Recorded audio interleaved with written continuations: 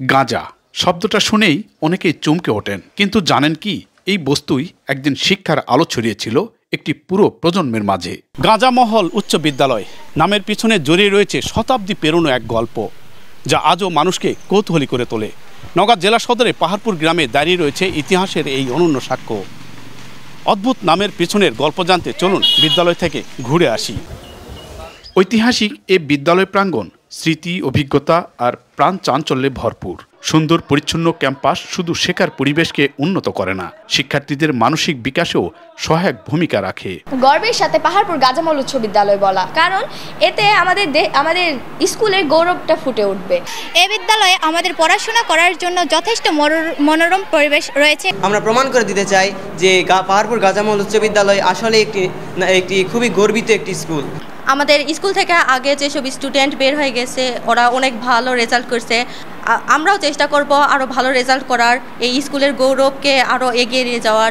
British আমলে নওগাঁর কিছু অঞ্চলে বৈধভাবে গাঁজা চাষ হতো। এই চাষ থেকে সরকারের রাজস্ব আদায় হতো গাঁজামহল থেকে। ঠিক সেখান থেকেই একদল জ্ঞান পিপাসু ব্যক্তি সিদ্ধান্ত নেন আয়ের একটি অংশ দিয়ে গড়া হবে বিদ্যালয়, যেন গ্রামের শিশু কিশোররা আলোকিত হয় শিক্ষায়। 3টা সার্কেলে গাঁজা খেতালদের, শেয়ার হোল্ডারদের, ছেলেদের লেখাপড়ার উন্নতির কল্পে 3টা হাই স্কুল স্থাপন করা হয় 3টা সার্কেলে।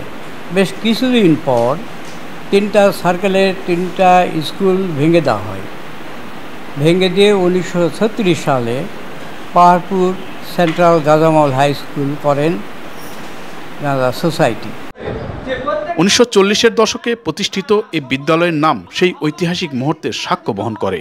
সময়ের সাথে গাঁজা চাষ নিষিদ্ধ হলেও রয়ে গেছে গাঁজামহল উচ্চ বিদ্যালয়। এই বিদ্যালয়টিকে না অনেকের মাঝে না বোধক বা নেগেটিভ কিছু কথা রয়েছে, কিন্তু আসলে এর ইতিহাস অনেক গৌরব উজ্জ্বলিত, কারণ সেই ব্রিটিশদের দেওয়া এই নামটা। দ্বিতল ভবনের এই বিদ্যালয়ের প্রতিটি ইটে মিশে আছে ইতিহাস। ছাত্রছাত্রীদের মেধা গঠনে এখানে রয়েছে সুবিশাল একটি লাইব্রেরি। বর্তমানে বিদ্যালয়টিতে 5ম থেকে 10ম শ্রেণী পর্যন্ত প্রায় 600 শিক্ষার্থী এবং 34 জন শিক্ষক আছেন। গাঁজামহলের সাথে পরিচিত গাঁজার নামে যে একটা ফসল এই এলাকায় হচ্ছিল, সেইটা আমরা বোঝানোর চেষ্টা করছি যে গাঁজা চাষ করে এই এলাকার লোক অনেক ডেভেলপ করছে সেই আমলে। গাঁজামহলে আমি যেমন গর্ববোধ করি, তখন ছেলেমেয়েদের কাছে প্রশ্ন আসে আমার কাছেও যে তোমরা এই নিয়ে কি গর্ববোধ করো কি না।